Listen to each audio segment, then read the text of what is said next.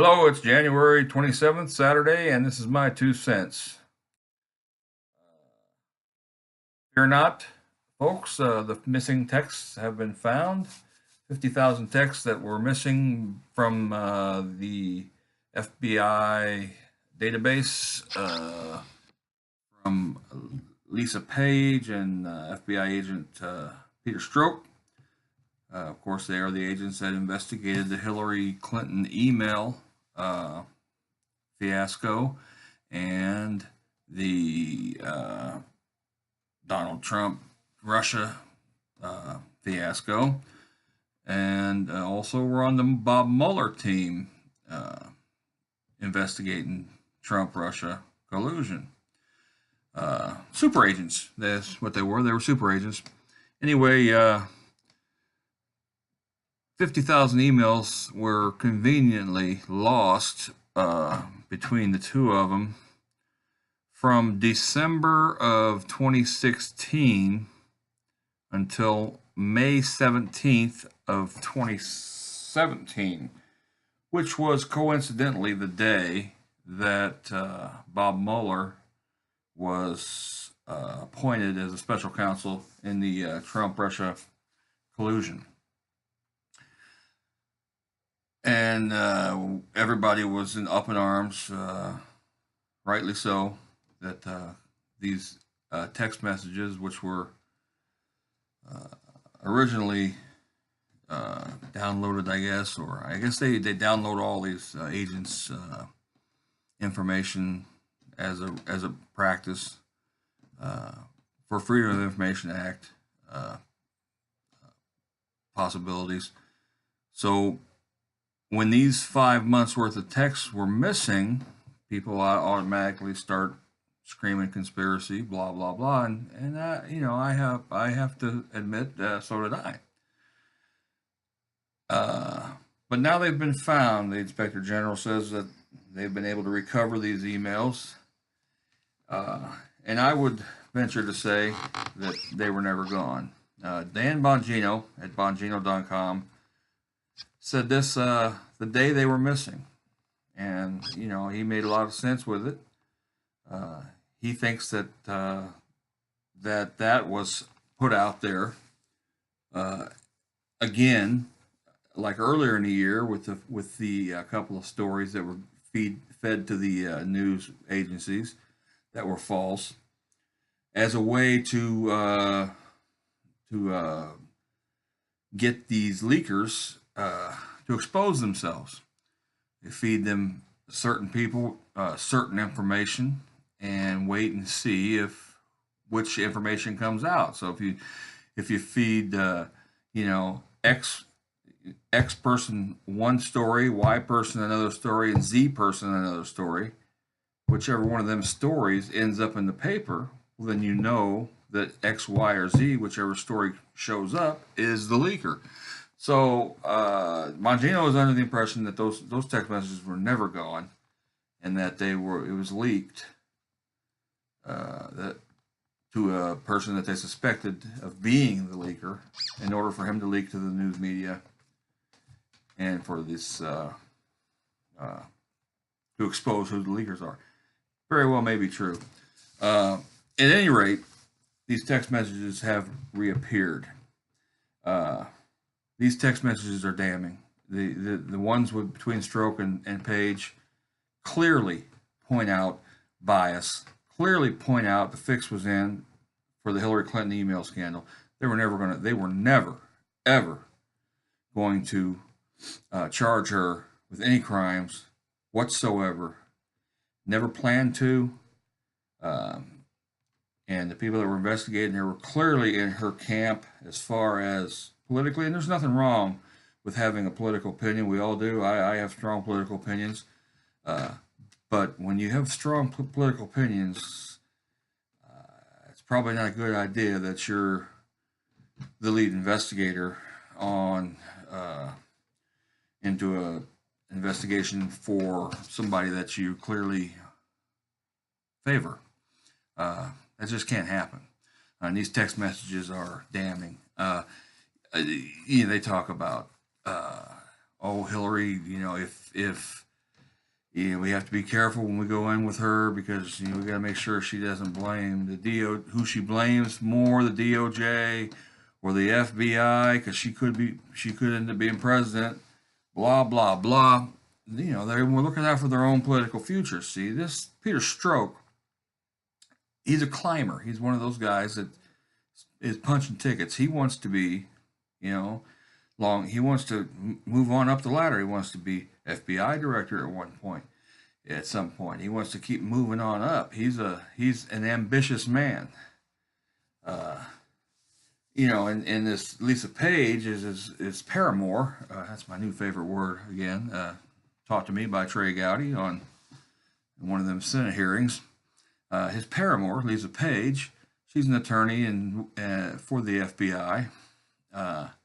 She seems to, in these text messages, be a little more apprehensive. However, she's every bit as in cahoots with this Strzok in regards to wanting Hillary Clinton to win this election and wanting to make sure that there's no charges filed. But she's also apprehensive about, being careful how we go about this and that.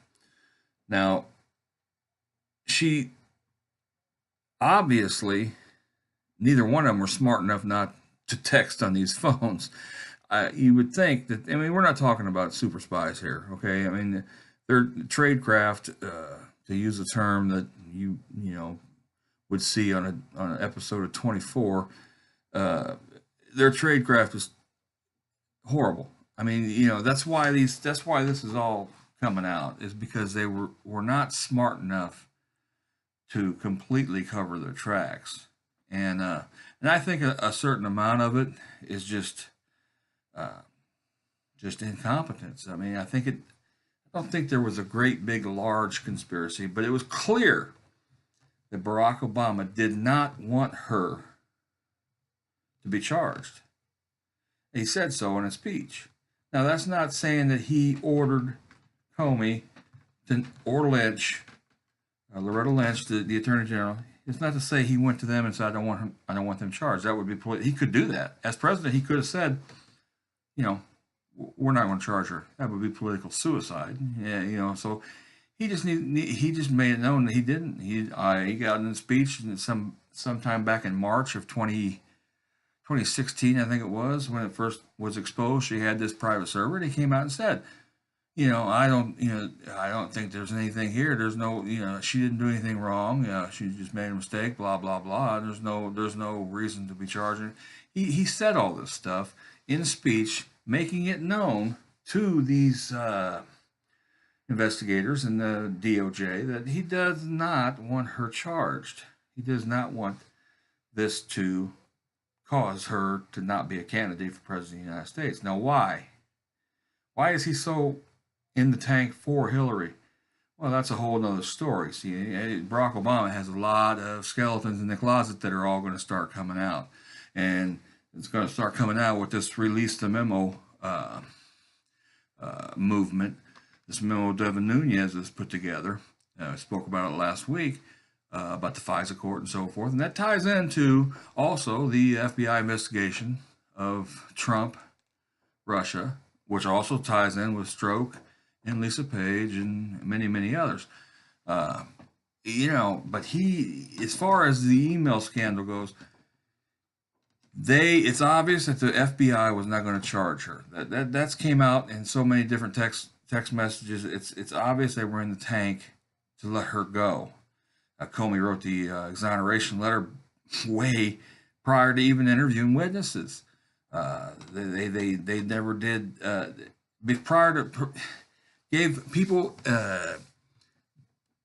immunity who clearly lied. Cheryl Mills clearly lied about not knowing that there was a server. Now you may think, well, it's just, a small lie, blah blah blah. Well, they just charged, and he pled guilty to. Mike Flynn just pled guilty to, lying to the FBI. Same thing. Yet they let Cheryl Mills get away with it, and Huma Abedin and these other Clinton folks, but not Mike Flynn. This corruption and double standard is ridiculous. But anyway, Stroke, Page, they were in the tank. They wanted to make sure Hillary won this election. Now, what happens after that? They exonerate her. Now the Mueller investigation starts up. These text messages turn up missing. Now they've refound them. But now when they release some of these messages that they've found, and Stroke, who also interviewed Michael Flynn, who was charged and pled guilty to lying to the FBI, in one of the text messages, is mulling over with Page whether or not he should join this special prosecutor Bob Mueller in the investigation into Trump-Russia. Now, here's my problem with all that. Before we even get into the fact that they clearly wanted Clinton to win, they clearly did not want Trump to win, they clearly did not like Trump, all these text messages bear that out. Not just didn't like him, they loathed him. And they loathed anybody that liked or would vote for Trump. You could just smell the Trump support when she went into Walmart, Lisa Page said in one of the texts. I mean, come on. That's absolutely ridiculous.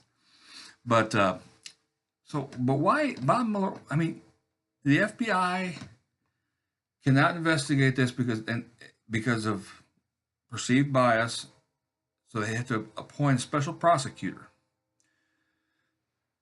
They appoint a special prosecutor, and then he goes to where to get his investigators? To the FBI? How does that make any damn sense? Doesn't make a damn bit of sense to me anyway. Why would you go get investigators from the very organization that you don't want to investigate because they have or the DOJ or anywhere within government? Why would you go get any investigators within government to go investigate something that a special prosecutor had to be hired to investigate because of the bias within the government? It doesn't make any sense to me. There's got to be more investigators than just those within the government. But that's what they did. So Strokes deciding whether or not he should go, and her too, Lisa Page, and they both ended up on the Mueller team, and both were dismissed once it was found out how biased they were, and there's others that are biased. But this Mueller investigation has turned into a fiasco. There's no Trump collusion, never was. And in one of Strokes' texts, he says, I don't know if I should go because there's really no there. There's no, and what he means by that is there's nothing there. We've investigated this from the FBI's point of view, and there's nothing there. There's no Trump-Russia collusion. He knew it, but yet he ends up going on this team to prove that there is. Which, of course, by now, they've gone way past Trump-Russia collusion. They're going after Manafort for something that happened long before he ever knew Trump. Trump-Russia collusion's out the door. Now what they're trying to do is get Trump for obstruction of justice because he fired Comey, which is within his right. As President of the United States, he could fire Comey because Comey looked at him wrong. He didn't have to have a reason to fire Comey. He could have fired Comey for any reason. And he doesn't have to explain his reason. He doesn't have to. But nevertheless, this investigation continues.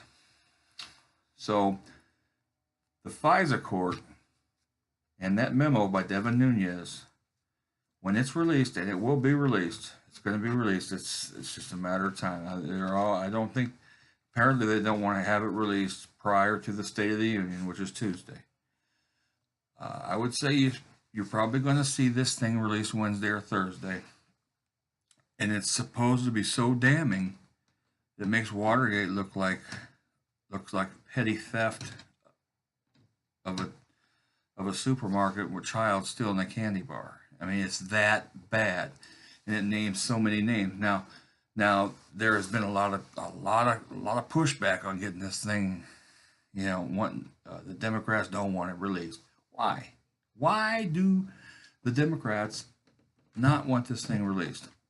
Answer that question. I want to know from my Dem friends, liberal friends, why would you not want to know what happened?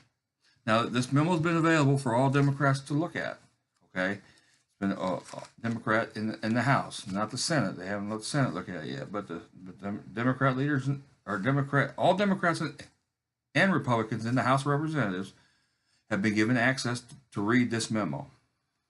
So, as of today, as far as I know, only 10 Democrats have gone in there to read it. 10.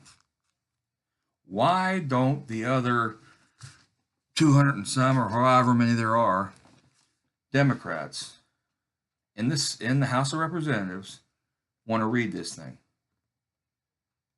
Well, I'll tell you why. They don't want to know.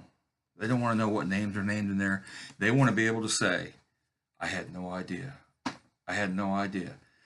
And the ones that do know, like Adam Schiff and some of these other clowns, they're the ones that are trying desperately to keep this thing from being released, trying desperately to make up stories like the whole hashtag release the memo thing was done by Russian bots on the internet.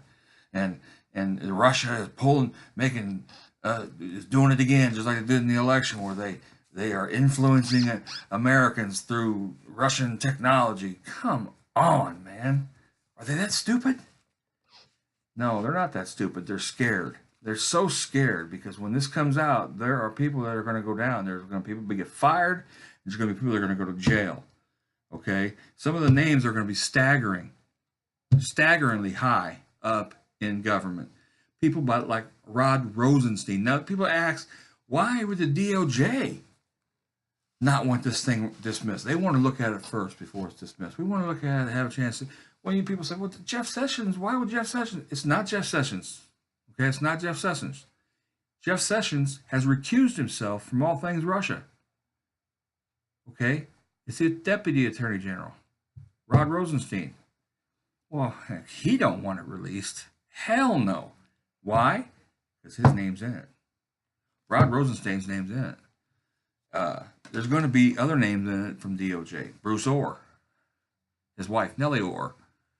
These people all were involved in the unmasking of Americans, violation of their civil rights, violation of the Fourth Amendment. They are all going to be in this memo.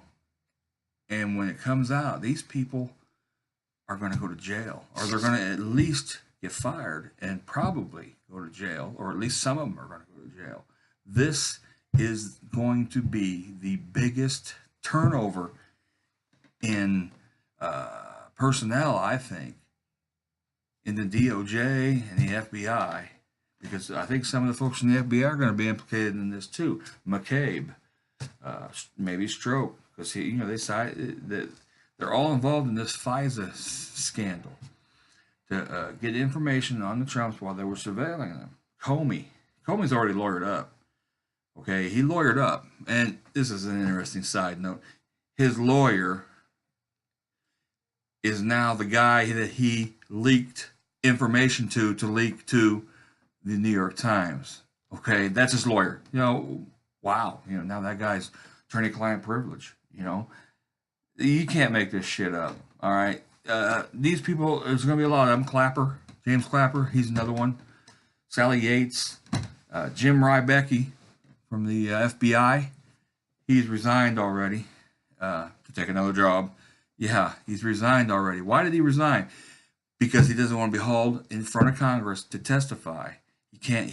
If you're an FBI or in government, if you're an employee, you can be compelled to testify in front of Congress. Now, you don't have to testify, but if you refuse to testify, you're fired. Okay? If you refuse to testify, you get fired. Okay? Now he resigns. Now, if he can still be subpoenaed to testify in front of Congress, but he can go up there and plead the fifth. Okay? He could have pled the fifth as an employee, but once he did, he would get fired. Now he's resigned. Now when he gets subpoenaed, he can plead the fifth. Folks, this is all going to be very interesting. I can't wait till next week when this memo, and it's probably going to be next week, I would think, when this memo gets released, we are all going to know just how deep and corrupt the Obama administration was in their surveillance of the Trump administration. And God knows how far back it goes. I mean, they could have been doing this for years. And this, it might not just be the Obama administration. I said this last week in my video. This thing could have started way back, post 9/11. I mean, Bush, when they strengthened this FISA, and in the name of going after terrorists,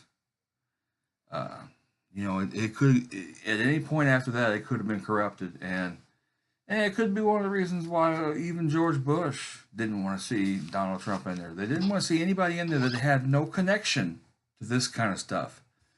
So, well, that's my 2 cents for the day. Folks, be looking for that memo. Release the memo. Hashtag release the memo. The Russians made me do that. The Russians. Hashtag release the memo. Let's find out. America needs to know. Democrats don't want to know. That's why they keep telling you this is all biased. It's all ridiculous. But it needs to be released. The information we all need to know just how bad our government was corrupted. And it needs to be cleaned up. Drain the swamp, baby. Talk to you later.